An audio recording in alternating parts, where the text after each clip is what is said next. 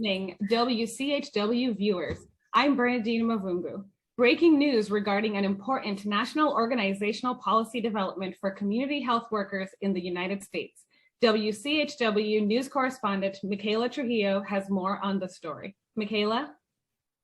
Thank you, Bernadine. This is Michaela Trujillo, reporting to you live from outside the NACHW headquarters here in Boston, Massachusetts, where Executive Director Denise Smith has just announced plans that the organization will release a new and improved national policy platform as early as August of this year.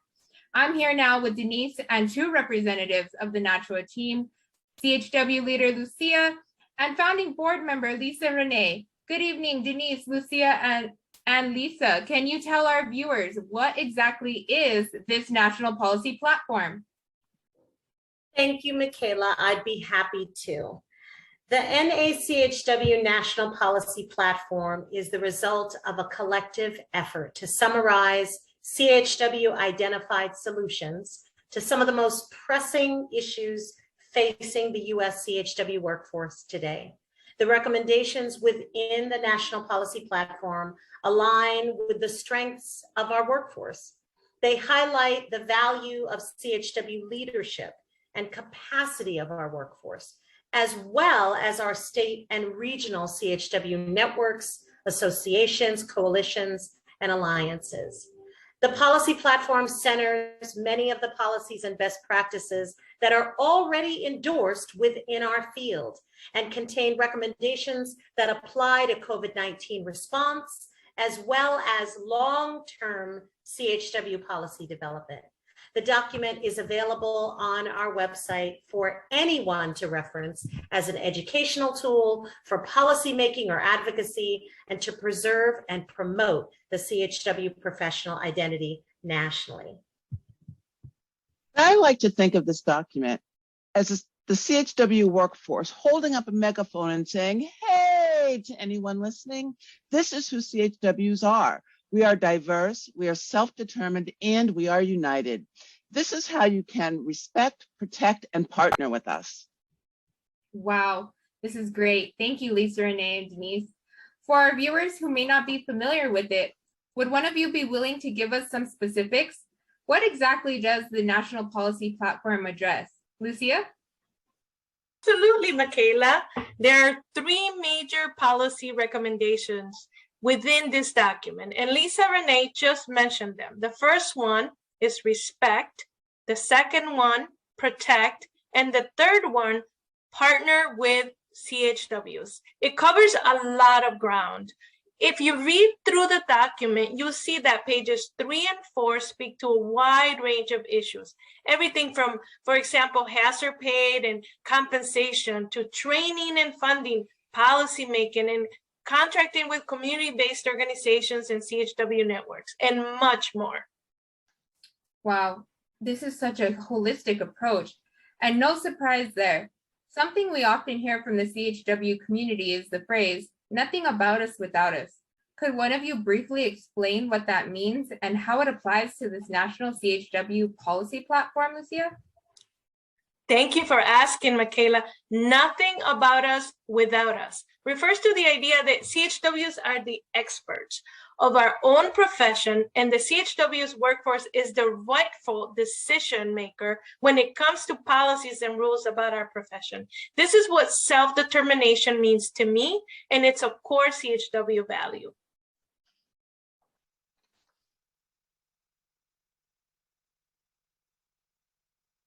Thank you. Denise?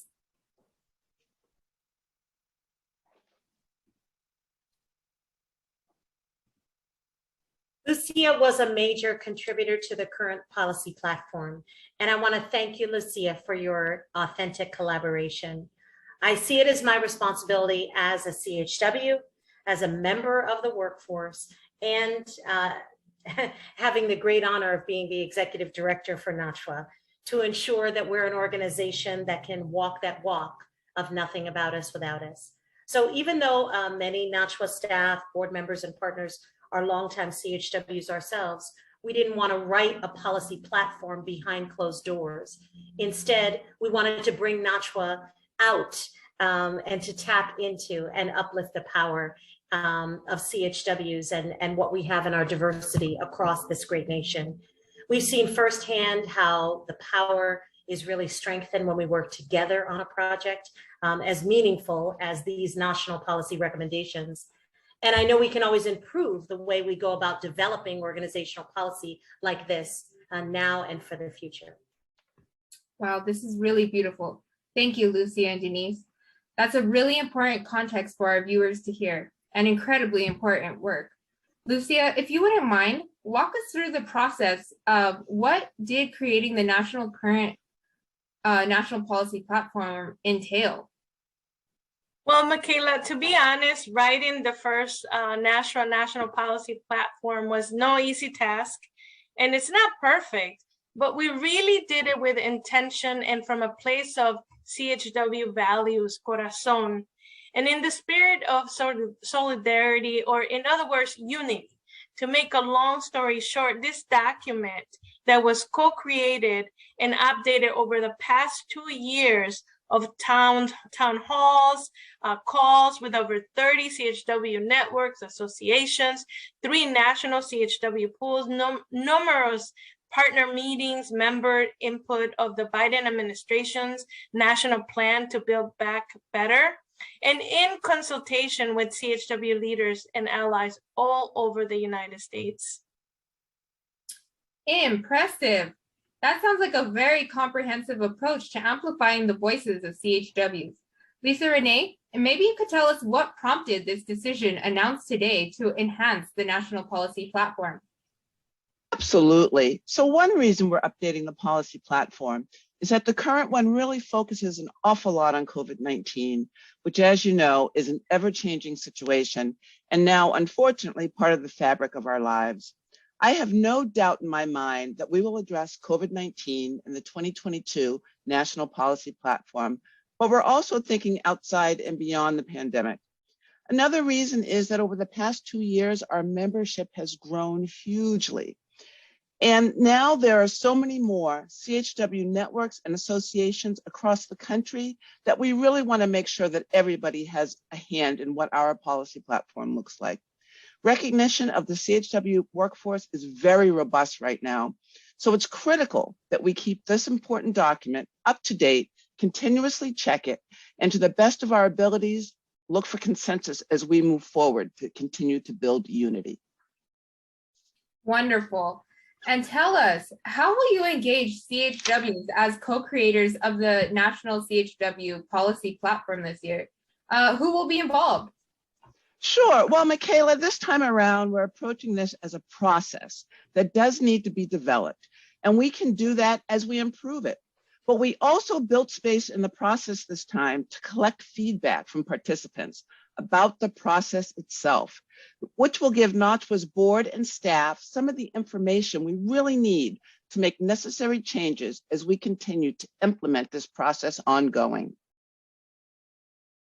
How exciting. When does this all start, Lisa Renee? Oh, I'm sorry, Denise, that question is for you, ma'am. Yeah, I want to answer. Let me. I am so glad that you asked, because bam, we are kicking this journey off right now. Yes, I know you have never heard me do this on a webinar. We are kicking this off right now at this very moment with this community of people. And I'm so grateful that each and every one of you joined. I want to thank you again for your deep partnership, for your commitment to community, for your compassion to health equity and social justice, and for your willingness to devote time and energy to this process with us today. I want to thank Angie Kuzma for a bombastic script and for creating this. I cannot wait to see what becomes of this process. What I have said to her privately and publicly is we never discount small beginnings. It's when we come together authentically in 2s and 3s, in 5s, in 10s, that we become many. Many of our organizations began this way, And many of our advocacy and our movements, the National Association began with committed board members like Lisa Renee Holderby Fox, the OG of OGs. Okay, let's just celebrate who we have in the room and understand that we are doing great things. So I want to thank you all in advance. That's right. That's right. Absolutely. Thank you, Sarah. Coming from a PhD, I would expect nothing less, Sarah. Okay. You had to hit us with the science. I get it. I get it. All right. With that, you guys know I love a mic, but I'm going to turn the mic back over. I want to thank my staff, who is just incredible. We're growing. I think you all see it. Bernadine and Michaela. I want to thank Angie. I want to thank Josie. I want to thank Aurora, our board members, our allies and friends, and every CHW. You're amazing and continue your great work. And with that, I'll let you go. Oh, and Peter, he's always off camera, so I want to thank Peter as well. Okay, thanks a lot, everybody. What a story. So from all of us here at WCHW News, have a good night.